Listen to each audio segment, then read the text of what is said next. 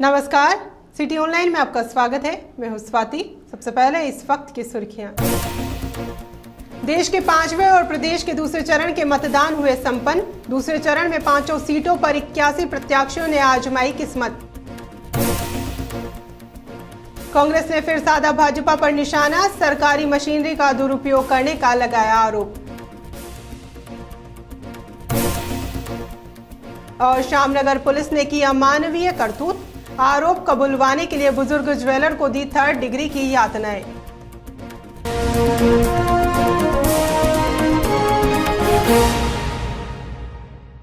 अब खबरें विस्तार से।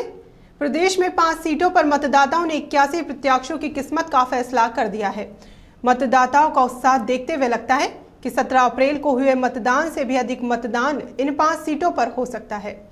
अलबत्ता तेज गर्मी और धूप के चलते मतदाताओं को दिक्कत का सामना करना पड़ रहा है। दोपहर में मतदान केंद्र सूने नजर आए। इन 5 सीटों पर अलवर में केंद्रीय मंत्री जितेंद्र सिंह, दौसा में केंद्रीय मंत्री नमो नारायण मीणा और टोंक सवाई माधोपुर में पूर्व क्रिकेट कप्तान मोहम्मद अजहरुद्दीन की प्रतिष्ठा दांव पर लगी हुई है। दौसा सीट प्रदेश की सबसे रोचक सीट बन गई है। यहाँ पर डॉक्टर किरोड़ी लाल मीणा सहित 4 मीणा उम्मीदवार मैदान में है, जबकि एक गुर्जर उम्मीदवार भी चुनाव लड़ रहा है। इसके अलावा विधायक अंजू धानका और पूर्व विधायक सूरजभान धानका भी मैदान में है। यहाँ पर कांग्रेस के टिकट पर लड़ रहे केंद्रीय मंत्री नमो नारायण मीणा के सामने उनके सगे भाई और पूर्व डीजीपी हरिश्चंद मीणा भाजपा के टिकट पर चुनाव लड़ रहे हैं। अलवर सीट पर केंद्रीय मंत्री जितेंद्र सिंह के सामने भाजपा के महंत चांदनाथ चुनाव लड़ रहे हैं। इसके अलावा भरतपुर में राजा विश्वेंद्र सिंह की प्रतिष्ठा दांव पर है। 5 सीटों पर पुलिस के अलावा पैरामिलिट्री फोर्स भी लगी हुई है। 5 सीटों की सभी सीमाओं को चुनाव पूर्ण होने तक सील कर दिया गया है तथा हर सीमा पर चेक पोस्ट बनाई गई है। वहीं महुआ के थामा गांव में आपत्तिजनक घटना होने से गांव को छावनी में तब्दील कर दिया गया। सूत्रों के अनुसार इस घटना में पत्रकारों के साथ भी मारपीट की गई है, जिसमें कुछ पत्रकारों को चोटें भी आई है। वहीं जयपुर जिले की चाकसू और बस्सी विधानसभा क्षेत्र में भी दौसा संसदीय क्षेत्र के लिए मतदान हुआ। इन दोनों विधानसभा क्षेत्र में कुल 3,78,897 मतदाता हैं। इधर 5 लोकसभा सीटों पर हो रहे मतदान को देखते हुए सुरक्षा व्यवस्था में करीब 45,000 जवानों को तैनात किया है, जिनमें 115 कंपनियां दूसरे राज्यों की है। पुलिस के मुताबिक अलवर, दौसा, भरतपुर, करौली, टोंक, सवाई माधोपुर व फागी चाकसू, जयपुर ग्रामीण में गुरुवार को 5 लोकसभा सीटों के लिए मतदान चल रहा है। BSF, border home guard, RAC, CRPF, forest व होमगार्ड के जवानों के अलावा स्थानीय पुलिस व दूसरे जिलों से भी पुलिस बल बुलाया गया है। संवेदनशील व अति संवेदनशील क्षेत्र घोषित होने के बाद यहां अधिक संख्या में सुरक्षा बल लगाया गया है। उधर दूसरे चरण के मतदान को लेकर प्रदेश कांग्रेस पार्टी ने भाजपा पर एक बार फिर निशाना साधा है। कांग्रेस ने भाजपा पर चुनाव के दौरान सरकारी और प्रशासनिक मशीनरी के दुरुपयोग का आरोप लगाया है। पार्टी की प्रदेश प्रवक्ता डॉक्टर अर्चना शर्मा ने आरोप लगाया कि दूसरे चरण के मतदान वाले 5 संसदीय क्षेत्रों में मुख्यमंत्री वसुंधरा राजे सहित सरकार के कैबिनेट मंत्रियों और अन्य पदाधिकारियों ने रुककर आचार संहिता का उल्लंघन किया है। शर्मा ने कहा कि कांग्रेस पार्टी ने निर्वाचन विभाग से पहले ही इस बात का अंदेशा जाहिर कर दिया था कि चुनाव के दौरान सरकारी मशीनरी का दुरुपयोग होगा। इस बार पार्टी ने मुख्य निर्वाचन अधिकारी से मिलकर भाजपा नेताओं पर प्रमाणों के साथ साथ आचार संहिता के उल्लंघन का आरोप लगाया है। पार्टी ने मुख्य निर्वाचन अधिकारी से इस ताजा मामले में जांच करवाकर भाजपा नेताओं के खिलाफ अवमानना की कार्रवाई करने की मांग की है। शहर के एक बुजुर्ग ज्वेलर ने चोरी का माल खरीदने का जुर्म स्वीकार कराने के लिए पुलिस पर 3rd डिग्री टॉर्चर करने का आरोप लगाया है।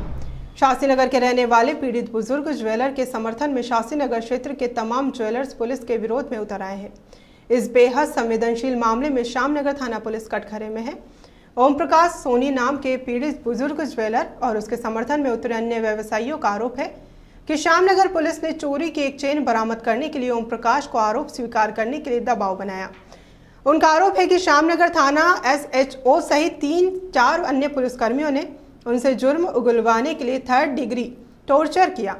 पुलिस ने बुजुर्ग ज्वेलर को इतनी गंभीर शारीरिक यातनाएं दी कि उसके शरीर के गुप्तांगों में भी चोटें आई हैं। पीड़ित पक्ष का कहना है कि ओम प्रकाश सोनी पर चोरी की चेन खरीदने का झूठा आरोप लगाकर पुलिस उनसे दबाव बनाकर माल बरामद करवाना चाहती है। पीड़ित पक्ष ने पुलिस कमिश्नर से मिलकर इस मामले में हस्तक्षेप करने की न्याय की गुहार की है। वहीं शास्त्रीनगर ज्वेलर्स व्यापार मंडल ने आरोपी पुलिसकर्मियों पर कार्रवाई नहीं किए जाने पर आंदोलन तेज करने की चेतावनी दी है। और मेरे को कुछ नहीं सुनना नहीं, तो मेरे को अंदर ले गए, अंदर ले जाके मेरे को लटका है, मैंने कहा मेरे फ्रैक्चर है, आप म्यूजिक तो सुनो। मेरा कोई म्यूजिक नहीं सुना गया और मेरे पट्टे मारे गए, बहुत मजे से मेरे को मारा गया, कम से कम 200-300 मेरे पट्टे मारा। और फिर बाद में मेरे को बोला जब चैन दे, मैं तेरे बच्चों को अपने बहुओं को लेके आऊँगा, उनके साथ ऐसा ही, इससे ज़्यादा उनके साथ में होगा, ऐसा मेरी बात है। कौन कौन थे जिन्होंने इस तरह के? एक इंचार्ज था उस टाइम में, एक अभय सिंह नाम का, मतलब वो स्पेशल में है, और एक गजराज है, और एक ये अरमान शाह जी का है। राजधानी जयपुर के टोंक रोड पर पिकअप की टक्कर से साइकिल सवार की मौत हो गई। हादसे के बाद पिकअप चालक गाड़ी छोड़कर फरार हो गया। जानकारी के मुताबिक मूलतः बिहार का रहने वाला रामप्रीतम साइकिल से जेपी कॉलोनी स्थित किराए के मकान से लौट रहा था। इसी दौरान एक पिकअप गाड़ी ने उनको चपेट में ले लिया, जिससे उसकी मौत हो गई। सूचना मिलने पर मौके पर पहुंची पुलिस ने शव को कब्जे में लेकर एसएमएस अस्पताल की मोर्चरी में पहुंचवाया। वहीं गाड़ी चालक की तलाश जारी है। संत निरंकारी मंडल की ओर से निरंकारी बाबा गुरुवचन सिंह की पुण्यतिथि को मानव एकता दिवस के रूप में मनाई गई। इस मौके पर संत निरंकारी सत्संग भवन C8 सिंधी कॉलोनी राजा पार्क में रक्तदान शिविर का आयोजन किया गया, जिसमें काफी संख्या में लोगों ने रक्तदान किया। रक्तदान शिविर सुबह 9 बजे से शुरू हुआ। इस शिविर में सवाई मानसिंह चिकित्सालय की ब्लड बैंक के चिकित्सकों ने इसमें सेवाएं दी। इस मौके पर सत्संग का भी आयोजन किया गया, जिसमें काफी संख्या में भक्तों ने सत्संग का आनंद लिया। बाबा हरदेव सिंह जी महाराज ने आज के दिन को इस रूप में इन्होंने सम्मिलित किया कि खून तो बहना चाहिए, लेकिन नालियों में न बह करके नारियों में बहे, इंसान की रगों में बहे। इसलिए हम रक्तदान करें।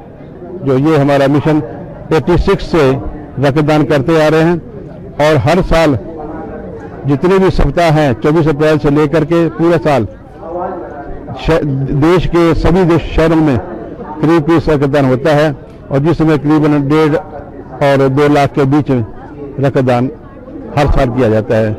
और जयपुर में ये रक्तदान शिविर 24 अप्रैल और सितंबर के लास्ट मंथ में वीक में यह किया जाता है। इस बार भी 24 अप्रैल को यहाँ आज हो रहा है रक्तदान, जिसमें 2 और 250 के बीच में इलाहाबाद बैंक 5 बत्ती MI रोड जयपुर शाखा एवं भगवान महावीर कैंसर चिकित्सालय एवं अनुसंधान केंद्र जयपुर के संयुक्त रूप से आम जनता के लिए निःशुल्क स्वास्थ्य जांच, रोग निदान एवं जागरूकता शिविर का आयोजन 5 बत्ती स्थित शाखा में किया गया।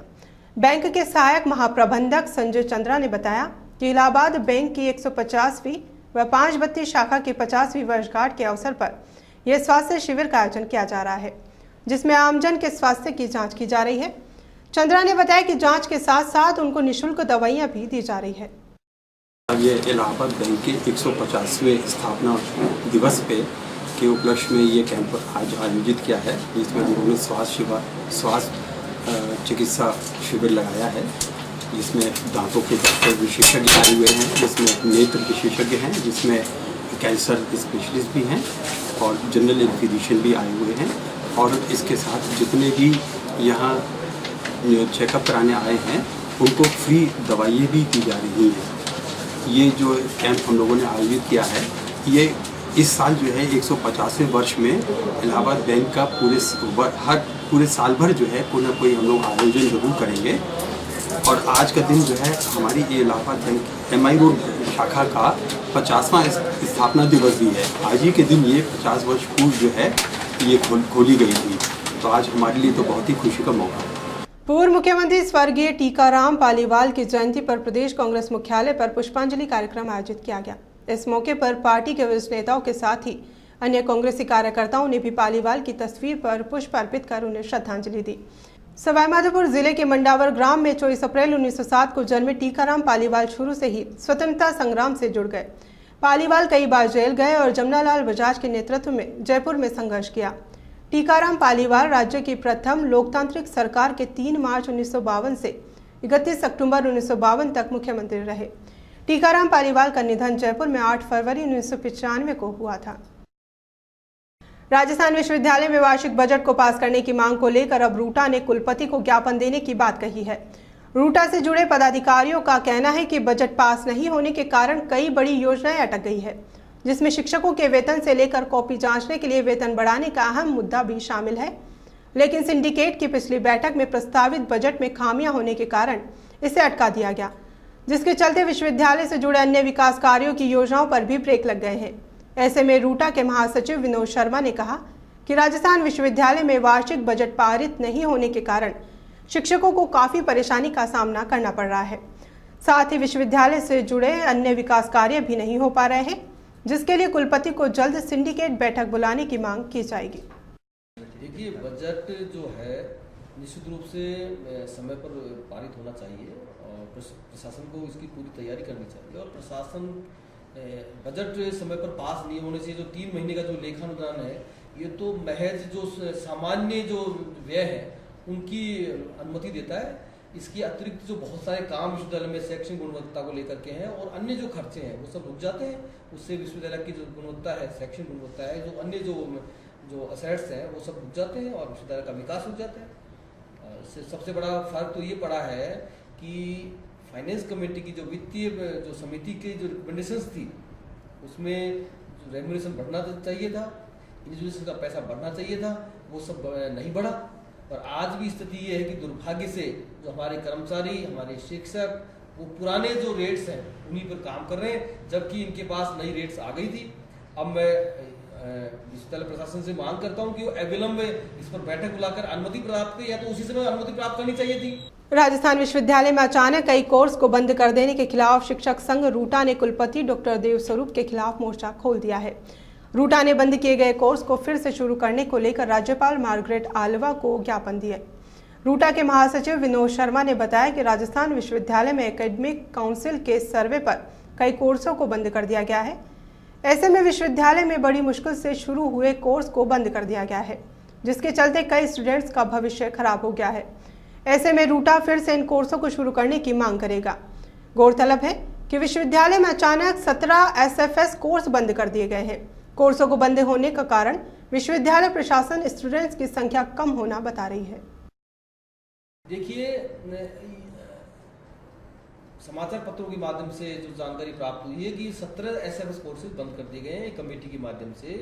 हो सकता है उस कमेटी ने बहुत स्टडी की हो, लेकिन मेरा व्यक्तिगत रूप से मानना है कि ये ऐसे कोर्सेज जो विश्वविद्यालय स्तर पर लॉन्च किए गए हों, विश्वविद्यालय के स्तर पर चल रहे हों, उनको बंद करने के लिए उसकी बड़ी समीक्षा की आवश्यकता है। मुझे अच्छे से जानकारी है कि जो एक पॉपुलर कोर्स विश्वविद्यालय का था MSW, वो मैं जब यहाँ पढ़ने आया था उससे पहले से वो कोर्स चल रहा है और वो कोर्स लाखों, हजारों, सैकड़ों विद्यार्थियों को रोजगार दिलाया उसने। बहुत पॉपुलर कोर्स है। इस प्रकार के मैं मानता हूँ कुछ और कोर्सेज भी होंगे, इनकी समीक्षा होनी चाहिए, छात्रों को उसमें शामिल किया जाना चाहिए और व्यापक समीक्षा के बाद विश्वविद्यालय प्रशासन को और किसी बॉडी को इस पर निर्णय करना चाहिए। राजस्थान विश्वविद्यालय में सुरक्षा को देखते हुए इन दिनों बाउंड्री बनाने का कार्य चल रहा है, जिसकी शुरुआत PG school of commerce department से की गई है। विश्वविद्यालय में बाउंड्री को 4 मीटर ऊंचा और बढ़ाया जाएगा, जिसके लिए विश्वविद्यालय प्रशासन ने लाखों रुपए बजट का पास किया है। गौरतलब है कि पिछले दिनों राजस्थान विश्वविद्यालय में सुरक्षा को लेकर एक अहम बैठक हुई थी, जिसके लिए विश्वविद्यालय प्रशासन ने सुरक्षा के पुख्ता इंतजाम करने के लिए करोड़ों रुपए स्वीकृत किए हैं। लेकिन वहीं विश्वविद्यालय के शिक्षक इसे फिजूल खर्चा बताकर इसका विरोध कर रहे हैं।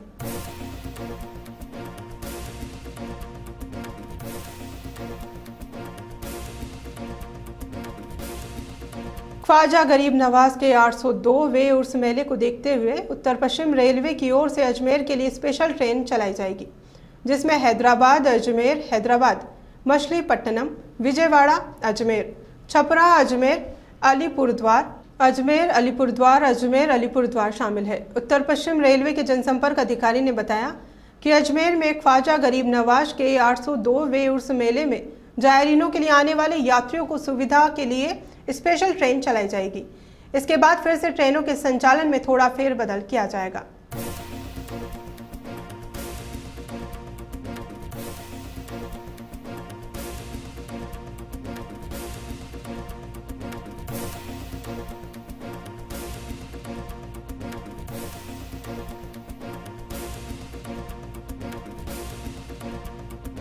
आठवीं की वैकल्पिक बोर्ड परीक्षा 24 से 31 जुलाई तक होगी। राज्य स्तरीय समिति ने बुधवार को परीक्षा की समय सारणी को निर्धारित किया। परीक्षा केंद्रों का निर्धारण डाइट द्वारा किया जाएगा। 8वीं बोर्ड परीक्षा के फॉर्म ऑनलाइन भरवाए जाएंगे।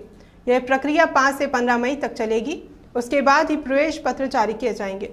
इस परीक्षा का जिम्मा माध्यमिक शिक्षा बोर्ड को सौंपा गया है।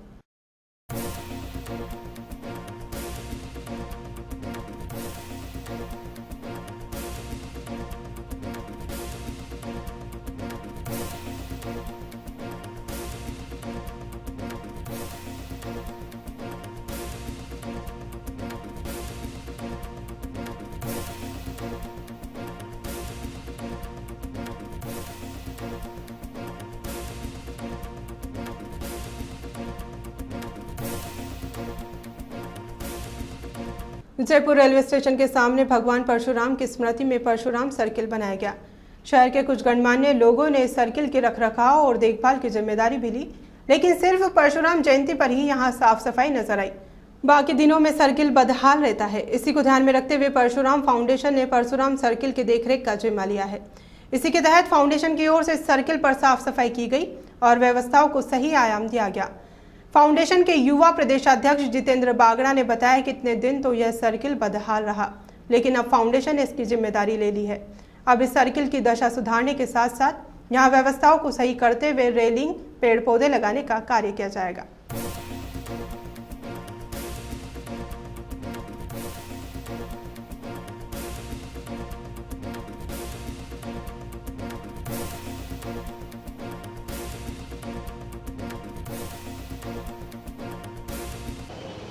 भगवान परशुराम जी का जो एक पूरे राजस्थान में और जयपुर की जो राजस्थान की राजधानी जयपुर है उसके अंदर एकमात्र सर्किल बना हुआ है परशुराम जी का, जो काफ़ी समय से इसका जो जयपुर का स्टेशन है, रेलवे स्टेशन जो राजस्थान की एक शान है, उसके जस्ट सामने स्थित है, जहाँ से पूरा ट्रैफिक आवाजाही लोगों की बाहर से आने जाने वाले, देश विदेश से आने जाने लोग यहाँ पे आते हैं। परंतु यहाँ पर जो इस सर्किल की दुर्दशा है, हमने समाचार पत्रों के माध्यम से जानी कि दुर्दशा इसकी हो रही है। जैसे ही हमें ज्ञात हुआ तो हमने इसकी देखभाल का और रखरखाव का जिम्मा लिया है। इसी रखरखाव को देखभाल देखते हुए आज हमने सफाई अभियान चलाया है। धीरे धीरे इसके जो टूटी हुई चारों ओर की बाउंड्री वाल है, यहाँ के पेड़ पौधे जो मुरझा गए हैं, यहाँ पे गड्ढे पड़े हुए हैं, भगवान परशुराम जी का जो परसा लगा हुआ था, जो हमारी शान है, हमारी शान मान सम्मान है, वो परशुराम जी का परसा भी समाज कंटकों द्वारा किसी ने तोड़ दिया है। उसके लिए भी हम कार्रवाई करेंगे और प्रशासन को रिपोर्ट। उत्तर पश्चिम रेलवे जयपुर मंडल की ओर से 59वां रेल सप्ताह समारोह मनाया गया। समारोह के मुख्य अतिथि मंडल रेल प्रबंधक वीरेंद्र कुमार थे। इस दौरान उत्कृष्ट कार्य करने वाले 214 कर्मचारियों को वीरेंद्र कुमार ने सम्मानित किया। इसके साथ ही 9 सामूहिक पुरस्कार भी दिए गए। इस मौके पर महाप्रबंधक उत्तर पश्चिम रेलवे की ओर से जयपुर मंडल को प्रदान की गई 7 शील्डों को भी प्रदर्शित किया गया। समारोह में सांस्कृतिक कार्यक्रम भी आयोजित किया गया, जिसमें सांस्कृतिक दल ने शानदार प्रस्तुतियां दी। इसके साथ ही मंडल रेल प्रबंधन वीरेंद्र कुमार ने मंडल की प्रगति के लिए सभी कर्मचारियों को अपनी बेस्ट परफॉर्मेंस देने पर बधाई दी।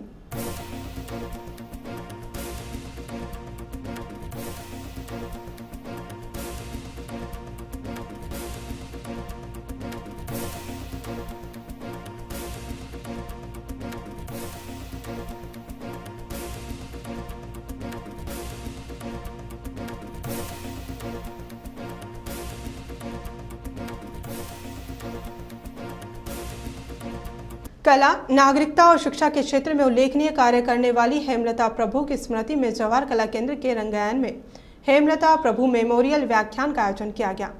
हेमलता प्रभु हमेशा अपनी कला एवं काम को शिक्षा के क्षेत्र व महिला सशक्तिकरण के दायरे में देखती है। 30 वर्ष से अधिक दर्पण अकादमी के मंच से उन्होंने कला के हर स्तर को बढ़ाने की कोशिश की है। इस मौके पर केंद्र ऑडिटोरियम में हेमलता प्रभु से जुड़े नाटक स्मतापा का मंचन हुआ। नाटक में रत्ना पाठक शाह ने प्रस्तुति दी। रत्ना महान कलाकार नसरुद्दीन शाह की पत्नी है। उन्होंने अनेक सीरियल और फिल्में अभिनीत की है। नाटक में रत्ना ने अपनी प्रस्तुति से किरदार को जीवंत कर दिया।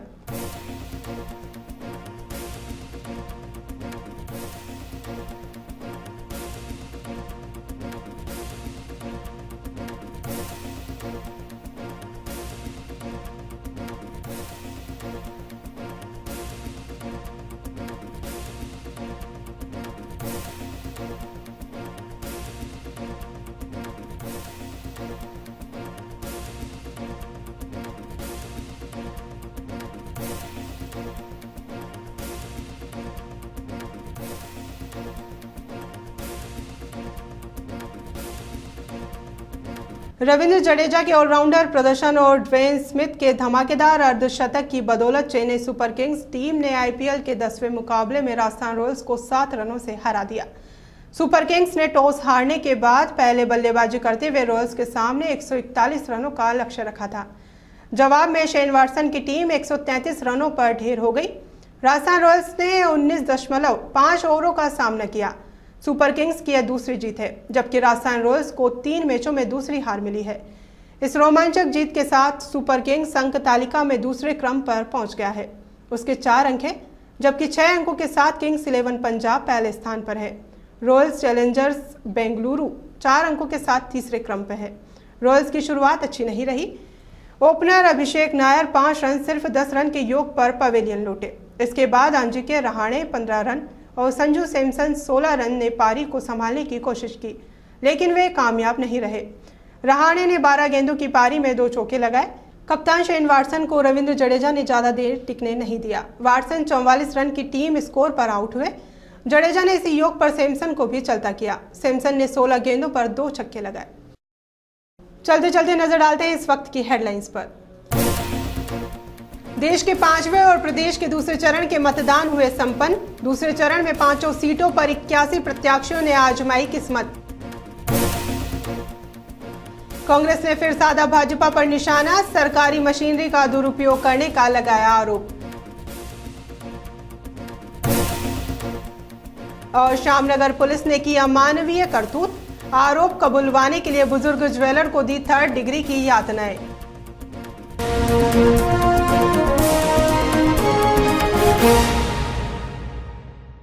खबरों में फिलहाल इतना ही। आप बने रहिए हमारे साथ। शहर की हर खबर CTI पर।